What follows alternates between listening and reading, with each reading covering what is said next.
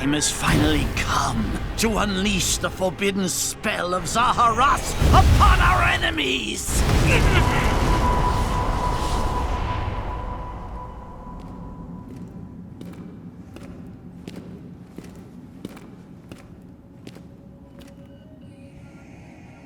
What were you thinking, charging right into an enemy's trap? As you and I are one, I too am trapped within this void. In time, our hearts and minds will cease to be. Are you prepared to die? I thought as much. I also do not wish to die. And yet... there is no other choice. You must join Smash. Huh? Join Smash Brothers already! What in the world are you waiting for?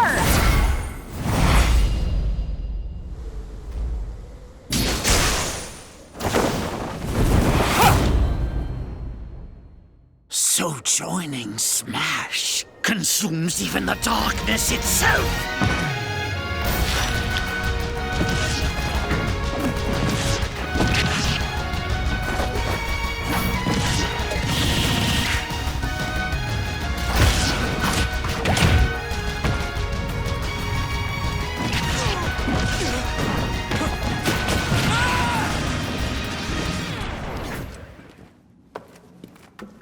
So you return, and sooner than expected. I see. Too many swordsmen, are there? And you wield the sword as well? What will you do? Huh. So that is how you plan to win the day? So be it. I reward your cleverness this time.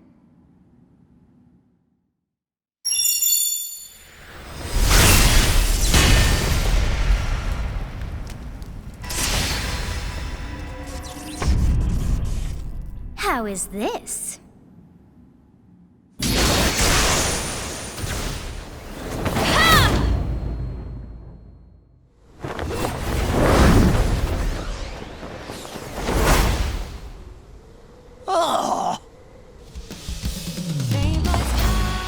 Of anyone, you should be able to handle the hero's relics. With Arid Fire, strike with superior reach. Use Amir's overwhelming power. Unleash the blinding speed of Failnaught. Along with the Sword of the Creator, each weapon matches a direction.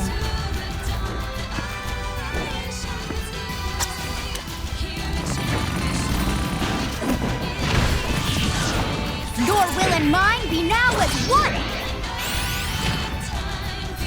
To you, both sides of time are revealed! Through Smash, show the world!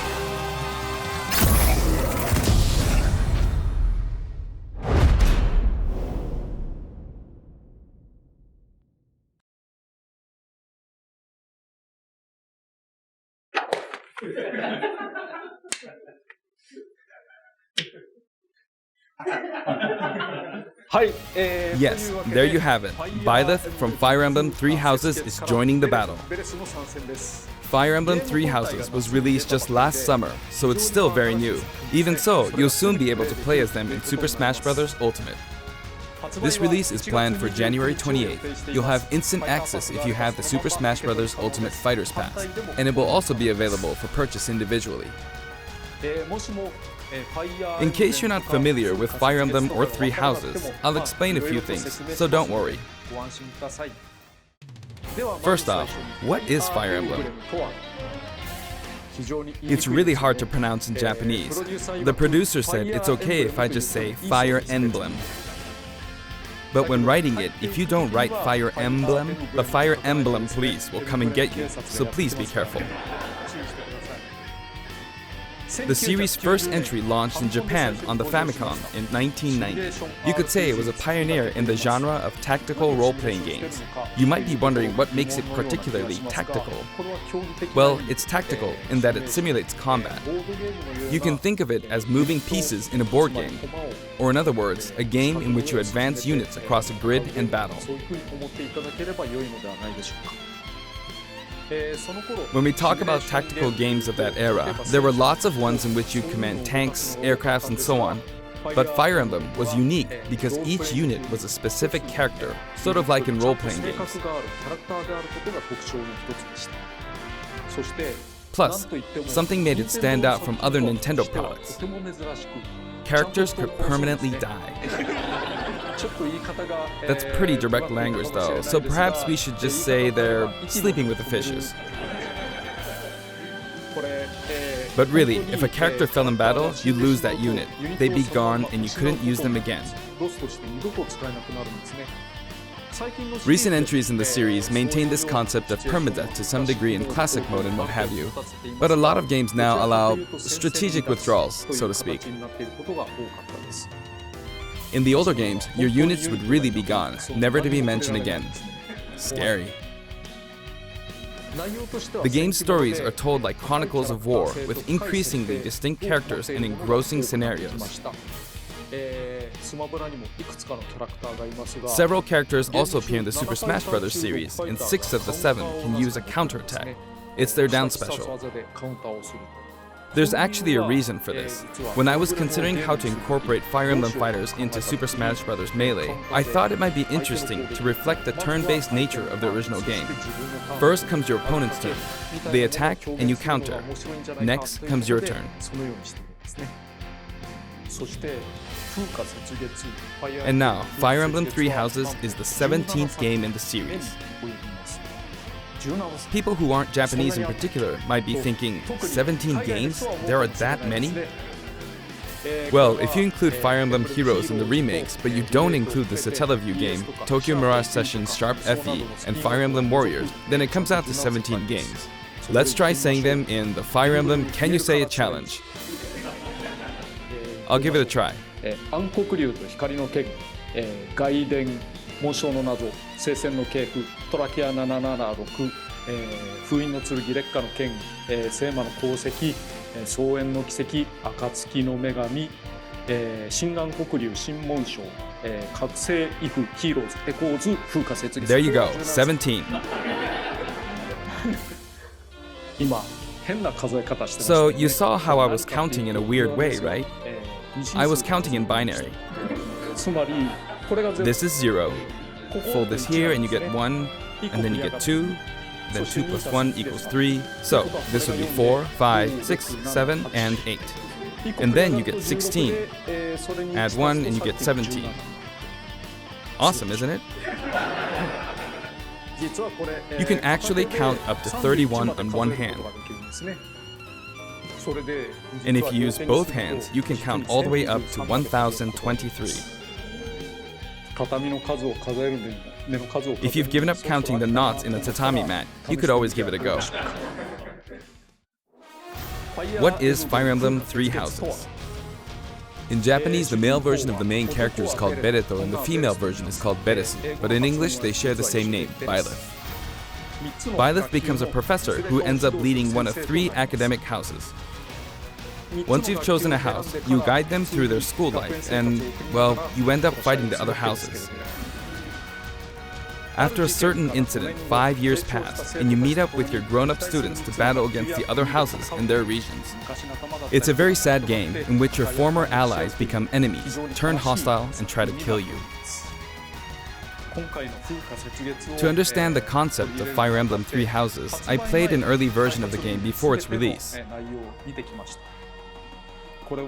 I've done the same thing before, with The Legend of Zelda Breath of the Wild, for example. Because I couldn't wait until launch to experience it, or we'd have never made it in time. For that title, I borrowed an early version of the game for 2 days, ran around all the areas, saw the ending, and realized for the first time, I guess we can't really have Breath of the Wild's Princess Zelda as a fighter. I did the same this time, but with there being 3 houses and multiple endings, it was really hard to get a feel for it. And of course, there weren't any walkthroughs I could reference.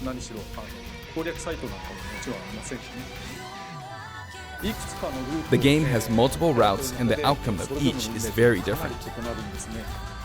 Your experience will vary depending on the route you choose, and many of the characters you meet will adopt different roles in the story. I'll try to avoid spoilers when I'm talking about the fighter. I hope you'll understand. Before my demonstration, I should point out that when I did the Terry Bogard showcase video, I mentioned that it was recorded a month in advance. But this time, we have to account for the holidays and such, so we're filming 2 months in advance of this video's release. Right now, it's actually November. Therefore, some of what I'm about to show you might differ a bit from the finished version. As always, I'm using a special in-game camera and such for demonstration purposes. Here I go.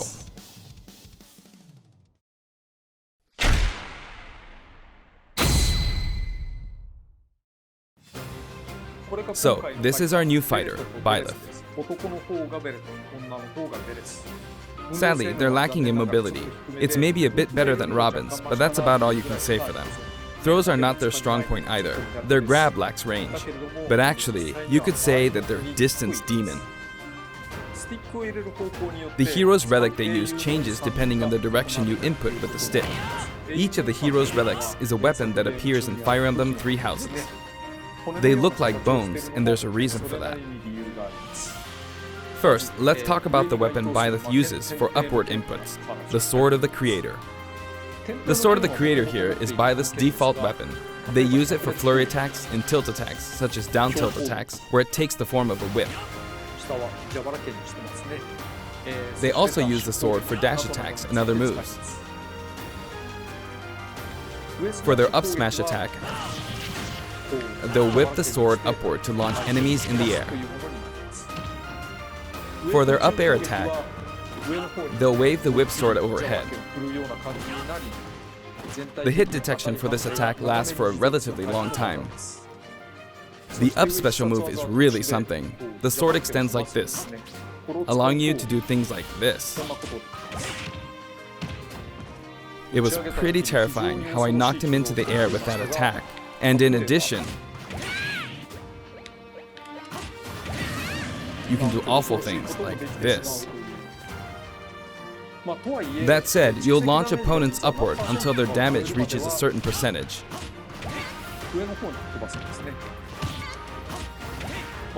Exceed that percentage and you'll need to be careful. You may find it helpful to mid-air dodge. I've already shown this, but you can also use it to latch onto edges. So that's the up special. Now for the sideways inputs. This is Erdvar, the same name as the weapon from Celtic mythology. First, we'll go through the forward and back air attacks. As you can see, they have a long reach, like so. Marth's air attack keeps opponents in check too, right? If Byleth does the same thing, you'd win out, so you should be able to beat it. Next, the side smash attack. This also has a long range. It'll connect even from here.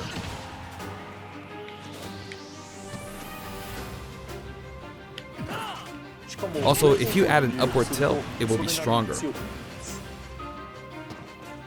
And if you've knocked an opponent down, the side attack won't hit unless you add a downward tilt to aim for them. By the way, the tip of the lance is more powerful. The shaft part is weaker, so it's not suited to close combat. It won't deal much damage, and it won't launch opponents far. That's why, as a rule, you want to hit with the blade part aimed upward, or downward in this case. Next, the side special move. Byleth will simply swing the lance like this, but again, it has excellent reach. For example, even when your opponent is at this distance, it'll still hit.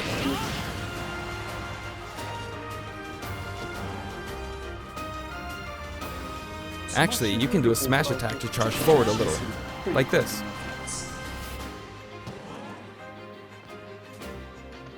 But as you'd expect, it can be easily shielded, so be careful. Use it in midair and you'll carve up a large area. Returning to the side air attacks from earlier, they have great horizontal reach, but they lack verticality. So this complements it well, although you'll be vulnerable when you land. Now, for the downward inputs. For these, Byleth will use an axe called Emir. It's named after a weapon that appears in Ugaritic myth. First, the down air attack. It really is strong. You can try for a meteor effect with this attack. Next is the down smash attack. A heavy swing of the axe back and forth. As you can see, it has a great deal of launch power. And for the down special, Byleth channels all their energy into a devastating strike. It's a bold move, similar to the Falcon Punch, but here's what makes it different. When readying the move, there's a super armor effect, which allows you to withstand an attack. Just so you know, if you execute a Falcon Punch at about the same time, it plays out like this. It's a bit slower than the Falcon Punch, but due to the super armor effect, you have the advantage. Unless you get grabbed. Another notable aspect is that it lets you pass through platforms. While you're charging up, you can breeze past platforms like this to reach a lower area. It won't let you jump, but you could use it as a surprise attack. Also, you can turn around during the move. The swing takes a while, so if an opponent runs behind you during the move, you can quickly change direction. Even though it can be hard to land a hit with this move, it can be really effective when used against a group of opponents. Plus, even if you fail to land a direct hit, any opponents on the ground nearby will still be launched a little. It's as if the quaking of the ground launches them. By the way, earlier I talked a little bit about the other Fire Emblem characters' moves. I don't recommend using this down special against fighters from the Fire Emblem series, because you'll just get loads of counters. It hits with that much power in a single attack. Counters can actually multiply the power of blocked attacks, and using easily anticipated attacks like this could just get you hit by counter after counter. Next, we have the neutral moves. The bow you use is called Fail Not, which shares its name with the bow from the Knights of the Round Table. It only appears in a few neutral moves. You've got the neutral air attack. This attack is similar to a move of Pit's and other fighters like him. It lets you spin the weapon around. It's also easy to create certain combos with it. And with the neutral special, you'll let loose an arrow. It seems pretty straightforward, right? But there are a few noteworthy aspects to this bow. First, the biggest difference between this bow and Link's is that once you enter the command, you can keep charging until it's ready. You can't release it partway through the charge, so when it does fire, the arrow travels at high speed. It's also very powerful. That said, you can still cancel out of the stance using the shield button. You can also change direction while in the stance. It works up until this point, but if you keep holding the button, you'll unleash a powerful arrow that looks like a beam of light. You can perform this move by keeping the button held down. You charge up power like so, charge a bit more, and then fire. But again, you'll need to take care when using this move. For one, when you've powered up the move to its max, there's no way to cancel out of it. Not even with the shield button. In other words, you're committed to firing it.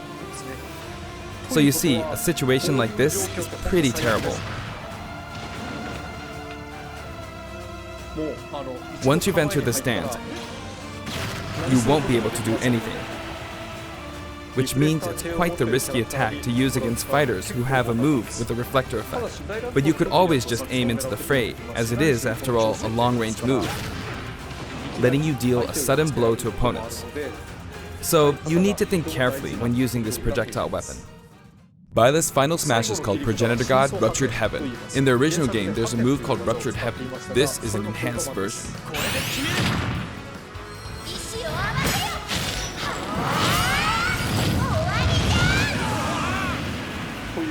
As you can see, you team up with the mysterious Sothis and launch an attack together.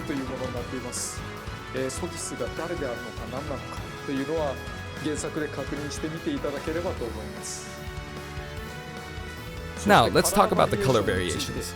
It's set up so that the default and odd-numbered color variations are male, while the even-numbered ones are female. However, the third, fourth, and fifth colors are, as you can see, reminiscent of the house leaders. Those of you who played the original game will of course understand what I'm referring to. The sixth color is based on Sothis, who you just saw earlier. And the seventh and eighth variations have a different hair color, which is based on something that occurs in the course of the original game's story. Didn't we see this variation in the final smash?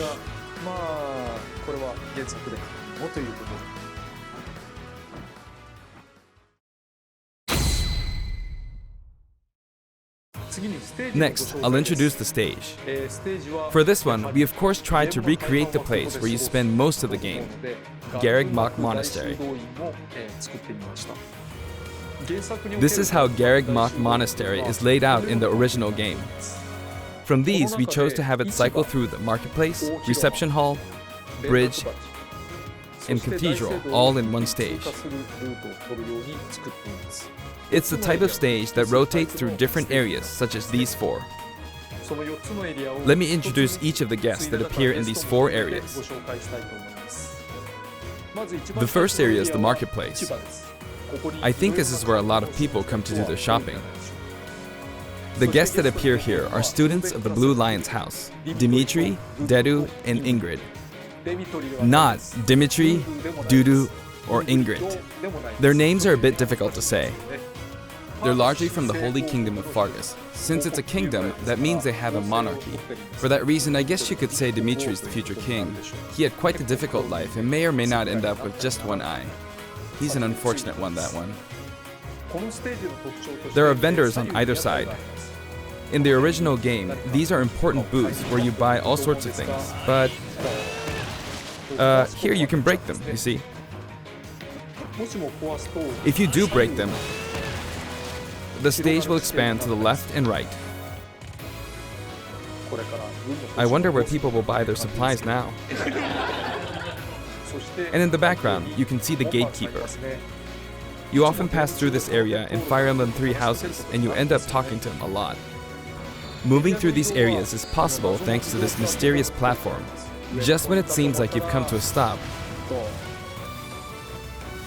you'll come crashing back down. You've broken through the ceiling and slammed into the building. And the guests in the reception hall are Edelgard, Dorothea, and Petra of the Black Eagles. Take note, it's not spelled Edelgard. They're from the Adressian Empire. And as such, they embrace their military might. Edelgard is one of the characters who is central to the conflict. Depending on the path you take, she'll go through some terrible ordeals. You'll notice there are prominent chandeliers above the stage. It's possible to knock them down. However, Byleth can't actually reach it, even though it's their stage. You can reach it with other fighters, though. So, it's nice if you can work your way up there by getting lucky and being launched up, or perhaps by using another fighter as a stepping stone. There we go, I made it. And you can knock it down. Also, you can break this table. Like so. Just like the sign that reads Furin Kazan in the Suzaku Castle stage, it can break if you launch the opponent into it at close range. Next up, the bridge. The camera rotates 90 degrees, creating this long area. It's very wide indeed. 結構横幅の広いんですよ。 It's similar to the Bridge of Elden stage. ゲストはヒルシュ The guests are from the Golden Deer, Claude, Hilda, and Lawrence. これはレスター They belong to the Leicester Alliance. 人々ですね。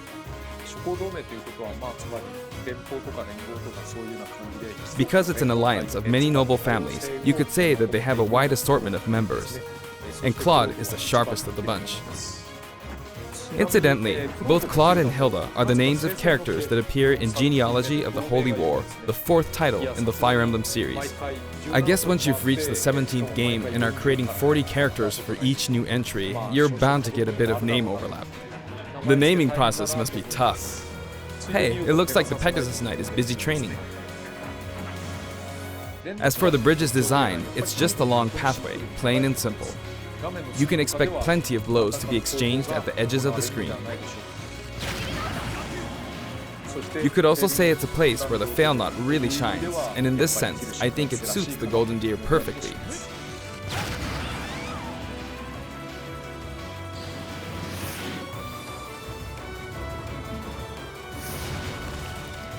The last area is the cathedral, only with some platforms you can pass through. The guests appearing in the cathedral are Sedith, Flame, and Rhea. There's Sedith, who appears to have an extremely strong bond with his sister, Flame. She seems to be under the protection of him and Rhea, who you can see fighting during the opening of Fire Emblem Three Houses. All three have character quirks related to their true identities. I feel that Flame might be saying shush at this point, so I'll leave it at that. This is a simple area of the stage. All it has are these platforms. Being the last area, it may be a place where some intense battles will be waged. It'll cycle through each location in about 2.5 minutes.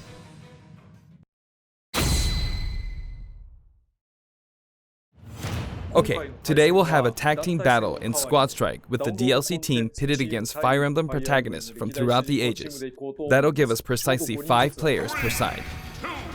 Alright, here we go, Joker. Joker! And Hero! Gee, we really made a lot, huh? Banjo! By now, I think you know what I'm doing. But basically, I'm trying to defeat all 5 opponents with just the Professor here. But as expected, it's going to be a pretty tough battle, so I'm using anything I can get my hands on. It's not going to land that easily. Uh-oh, this is bad. Bennigan's. I better keep my distance. I'll use this chance to attack. Got him. That's scary. He's invincible for a moment here. Lots of explosives. Ouch. He perfect shielded that, huh? Good one. If I do this, or like so. No anti-air, huh? There, the soccer ball connected.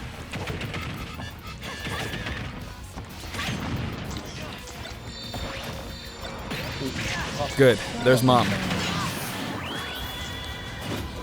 You're in a good spot, Mom. Ah, I shouldn't have taken that. Gardevoir. Well, I guess no one uses projectiles. At this point, it doesn't matter if Gardevoir's there or not.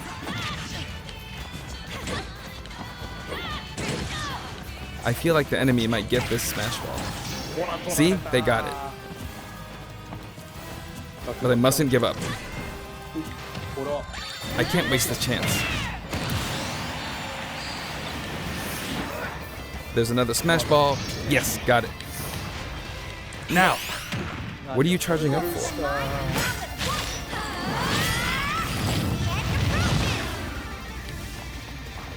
There's still more.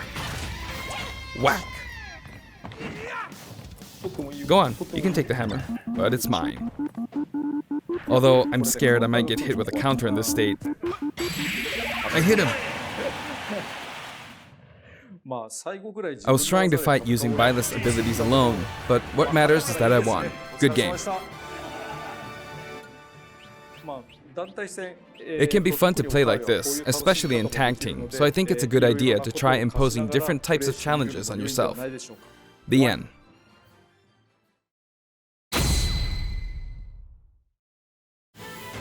Now, about the additional music. Since it's from the Fire Emblem series, we'll be adding each of the new tracks to all the Fire Emblem stages.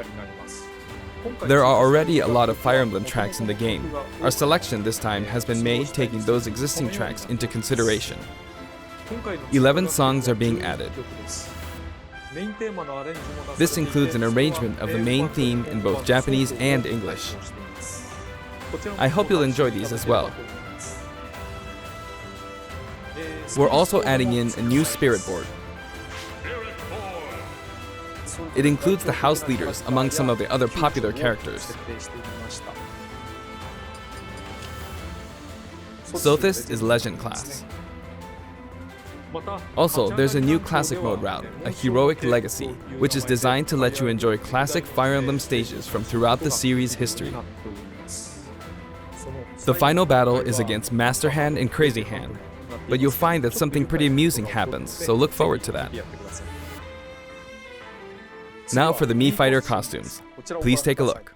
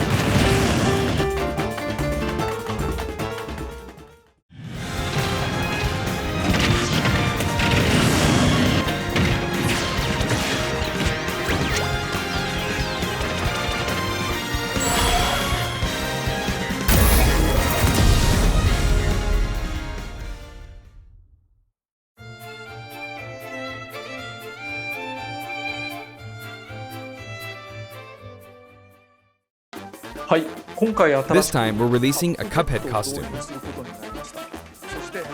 And for those of you who purchased the Cuphead costume, an additional song will be added. It's called Floral Fury, and it's the theme that plays when fighting Cagney Carnation. I hope you enjoy these as well. After purchasing a costume, I recommend using the sharing feature. If someone has created a Mii Fighter, you can play using the costume it's wearing immediately after you download it. And now, onto the amiibo. The color palette for Dark Samus looks pretty good, doesn't it? Dark Samus and Richter are planned for release on Friday, January 17th.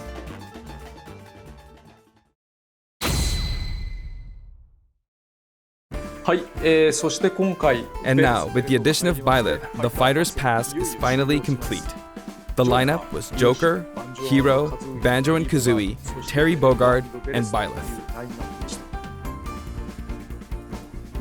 From more than 70 fighters, only 5 have been added.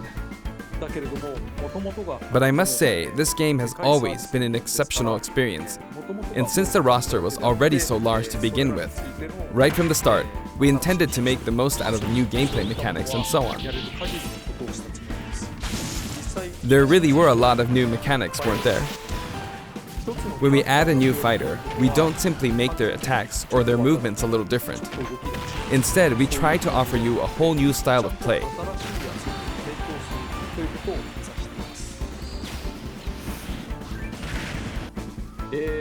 As I stated, we'll continue to release more DLC fighters down the line.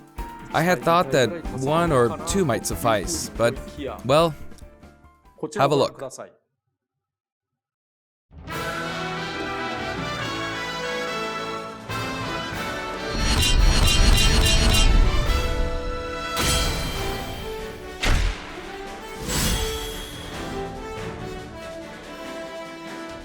Looks like there will be one more fighter than last time. For this reason, we will be releasing the Super Smash Bros. Ultimate Fighters Pass Volume 2. It will be available for pre-purchase on the date shown, so please keep an eye out. And now that it's official, we intend to move ahead with development. Of course, like last time, the contents will remain unknown for now, and I'm personally very sorry that we have to release Fighters Pass Volume 2 when the details have yet to be revealed. Like last time, I'd be very grateful if, despite that, you would understand why and purchase it. Furthermore, the new additions have already been decided. Even if I receive many requests regarding potential candidates on Twitter, I'm afraid it would be very hard to consider them. But I still hope you'll look forward to it. We're also including a bonus with Fighters Pass Volume 2. Last time, it was a Rex costume. But this time, here's what we have.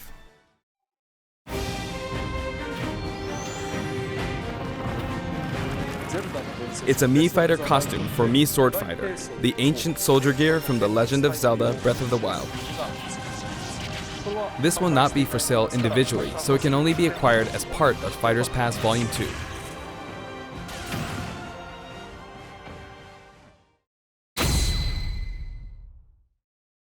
It's been reported that Super Smash Bros. Ultimate is the highest-selling fighting game in the world. Personally, I don't know if it counts as simply a fighting game, but I guess it's seen as a fighting game around the world. Seems like Street Fighter 2 was in the lead for a while, but now Super Smash Bros. Ultimate has surpassed it in total sales. However, I'm not sure if this is accurate. There were 5 versions of Street Fighter 2, or 6 to 7 if we really want to get into the weeds. Plus, there's the arcade versions and the 25 ports to other systems, so I don't know if that's been accounted for. Also, I don't know if that really qualifies as one game. It's up for discussion. So, who knows? But when it comes to a single piece of software, it seems like Super Smash Bros. Ultimate is #1. Although, I still don't know if it can really be called just a fighting game. I feel like it's become more than a fighting game, some sort of celebration of gaming or something else entirely. Also, I feel a deep attachment to the 5 DLC fighters.